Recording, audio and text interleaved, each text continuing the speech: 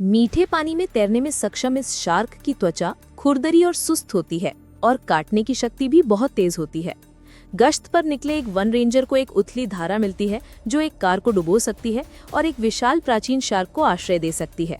5 खूबसूरत कामुक महिला कैदियों को जबरन मजदूरी के लिए जंगल में ले जाया जा रहा है। उथले पानी में उन्हें खूब पसीना आता है और बेचारी श्याओमी गलती से अपनी बांह खरोच लेती है और एक गार्ड से नदी में घाव धोने की अनुमति मांगती है।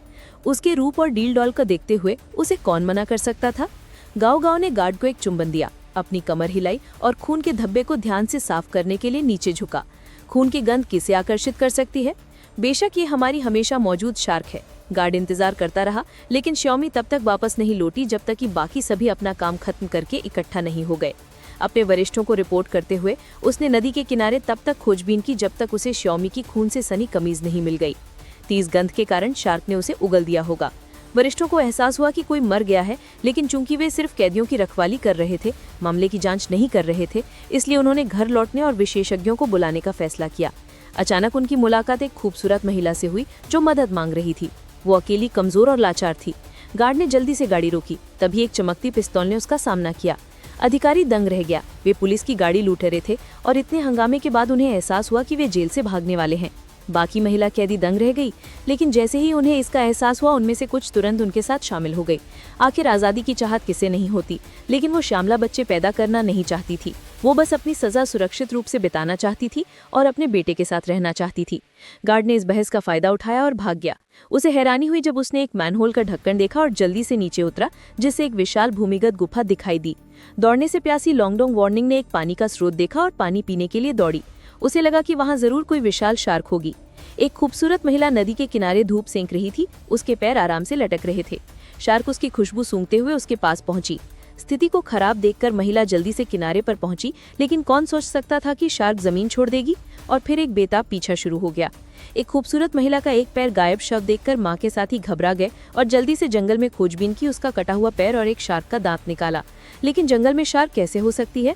जैसे ही वे उलझन में थे, अचानक 2 पुरुष मेहमान प्रकट हुए। वे जंगल की खोज कर रहे भूवैज्ञानिक थे। उन्हें अपने साथी की शार्क द्वारा हत्या देखने का सौभाग्य मिला। इस प्रकार वे लुटेरों, कैदियों और जेल प्रहरियों के सजीव परिवार में शामिल हो गए। जंगल में छिपे भयानक शार्क के बारे में जानकर मां ने तुरंत अपनी कार में भागने की कोशिश की। हालांकि शार्क ने उन्हें भोजन समझकर उनकी ओर तेजी से दौड़ाया। मां ने तुरंत गोली चला दी, लेकिन गोलियां शार्क की त्वचा को भेद भी नहीं पाईं। सौभाग्य से शार्क ने हमला नहीं किया, बस उन्हें डरा दिया और उनके टायर पंक्चर कर दिए। घर में रहकर मौत का इंतजार करने में असमर्थ होकर उन्होंने शार्क की मौजूदगी की जांच करने का फैसला किया, लेकिन पता चला कि वो जमीन के नीचे छिपी हुई थी। भूवैज्ञानिकों ने पास में एक दरार देखी और पता लगाया कि वो एक भूमिगत गुफा से जुड़ी हुई है। अगर वे शार्क को मोड़ पाते तो वे दरार से जमीन में भाग सकते थे। सभी ने तुरंत अंडों के पाउडर से तात्कालिक विस्फोटक पैक तैयार करना शुरू कर दिया। एक जेल प्रहरी ने खुद से खून निकाला, जबकि महिला कैदियों ने डमी का काम किया। अंत में उन्होंने डमी के कपड़ों में विस्फोटक पैक ठूंस दिए और उन पर खून छिड़ककर उनका इस्तेमाल शार्क को बाहर निकालने के लिए किया।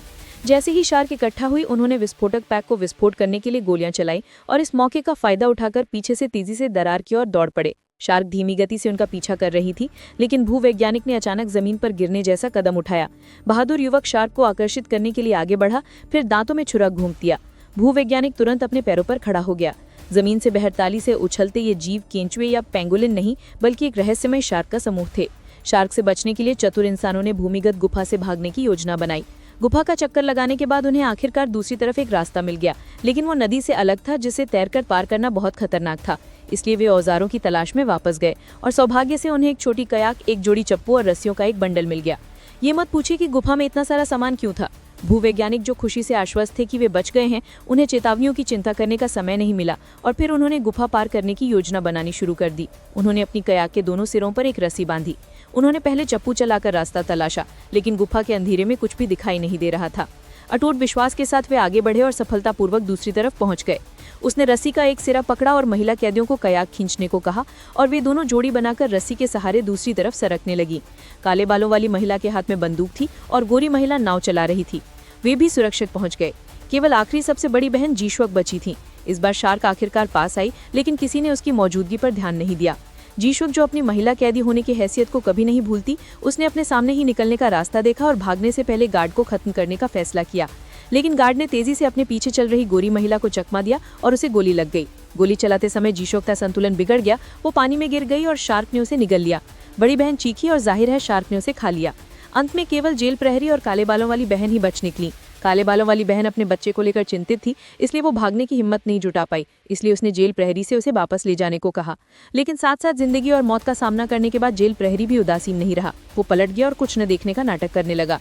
वैसे तो बाकी सबको शार्क ने खा लिया था, इसलिए उसने काले बालों वाली बहन को वापस जाने दिया ताकि वो जल्द से जल्द अपने बच्चे से मिल सके।